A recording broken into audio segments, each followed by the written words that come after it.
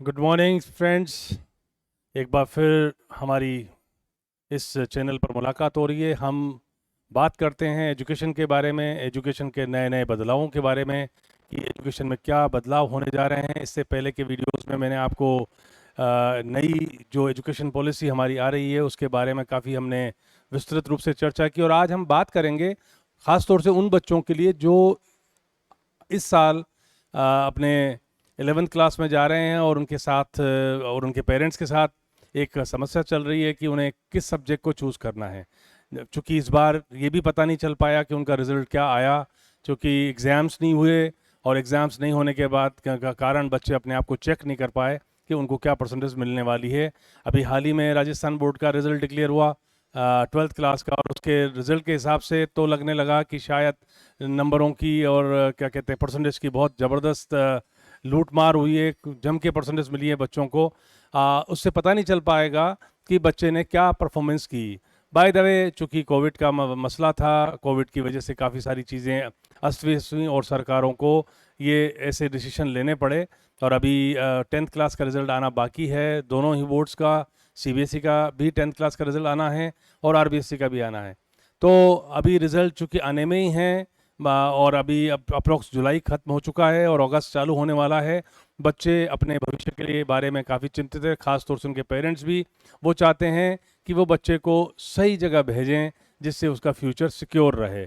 अब आमतौर पे बच्चे जो हैं 10th क्लास में आते हैं, 11th में आते ही उनको लगता है कि वो साइंस स्ट्रीम में जाएं, या फिर कुछ बच्चे कॉमर्स स्ट्रीम या आर्ट्स को चुनने की कोशिश करते हैं। जिन बच्चों को लगता है कि वो अच्छा परफॉर्म कर सकते हैं आईआईटीज़ और मेडिकल के एग्ज़ाम्स में, चाहे वो नीट हो, चाहे आईआईटीज़ मेंस और एडवांस के एग्ज़ाम हो, वो बच्चे साइंस फील्ड की ओर जाने की कोशिश करते हैं।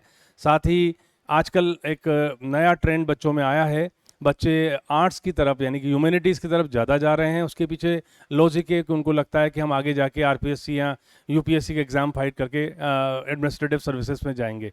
उनका सोच भी अपनी जगह ठीक हो सकता है, लेकिन चूंकि आपको ये डिसाइड करने से पहले काफ़ी कुछ सोचना पड़ेगा कि आपको क्या सब्जेक्ट चूज़ करना है, किस तरीके से आपको आगे बढ़ना है।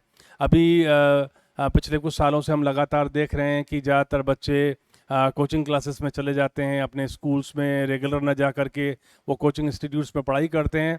अब जैसा कि आपको पता है, हमारे देश में, हमारे इंडिया में क्या कहते हैं, आईआईटीज़ की सीट्स की बात करें या फिर हम मेडिकल की सीट्स की बात करें, तो वो सीट्स बहुत ही सीमित संख्या में हैं। बच्चों की संख्या बहुत ज़्यादा है, सीटें बहुत कम हैं। बच्चे बड़ी संख्या में कोचिंग क्लासेस में जा कर के इस कॉम्पिटिटिव एग्ज़ाम की तैयारी करते हैं, चाहे वो नीट हो, चाहे वो आईआईटीज़ मेंस का हो, एडवांस का एग्ज़ाम हो, उसके लिए तैयारी करते हैं। और देखने में ये आता है कि जहाँ 1000 बच्चे तैयारी कर रहे हैं, उसके अगेंस्ट शायद एक बच्चा सेलेक्ट हो पाता है। तो कहने का मतलब, इतनी बड़ी संख्या में बच्चे जाने के बाद कुछ ही बच्चे सिलेक्शन ले पाते हैं, तो बाकी बच्चों का क्या होगा? उन्हें भी अपने बारे में सोचना होगा।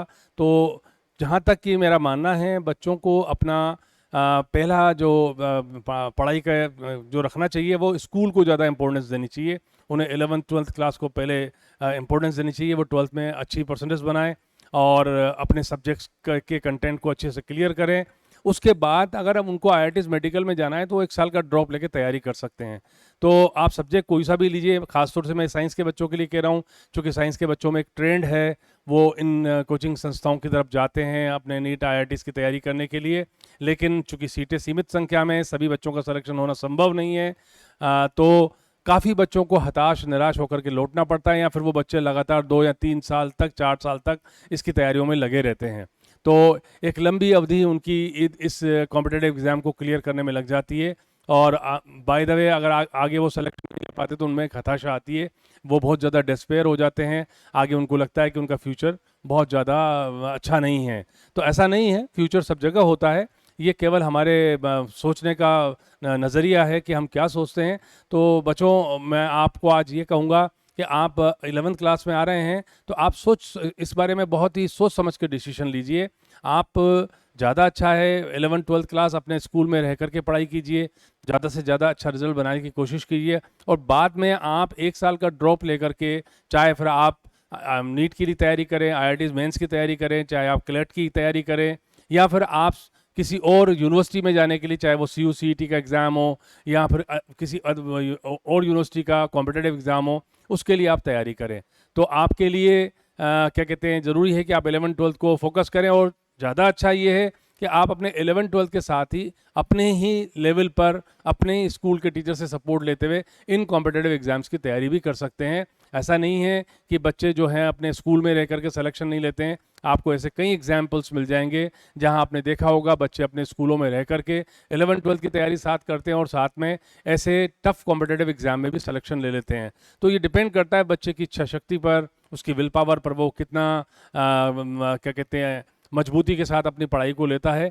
तो कुल मिलाकर के 11th क्लास है, अभी आपको इसके बारे में सोचना है। आपको कहाँ पहले तो ये सोचना है कि आपको किस फैकल्टी में जाना है, आपको साइंस लेनी है, कॉमर्स लेना है, या फिर आपको क्या कहते हैं ह्यूमैनिटीज़ यानी कि आर्ट्स में जाना है।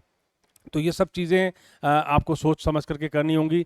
बहुत जल्दबाजी में डिसीजन नहीं लेना है। लेकिन मैं आपको यहाँ एक ज़रूर राय दूंगा, चूँकि मैं पिछले कई सालों से आपको एक्सपीरियंसेस के आधार पर कह रहा हूँ कि पिछले कई सालों से कई बच्चों के साथ ऐसा हुआ है कि उन्होंने क्या कहते हैं अपना स्कूल में स्किप किया और क्या कहते हैं कोचिंग्स पर ज़्यादा अपने आप को डिपेंड रखा, और उसका परिणाम ये रहा कि वो ना स्कूल में अच्छा कर पाए और ना ही उन कॉम्पिटिटिव एग्ज़ाम में सेलेक्ट हो पाए।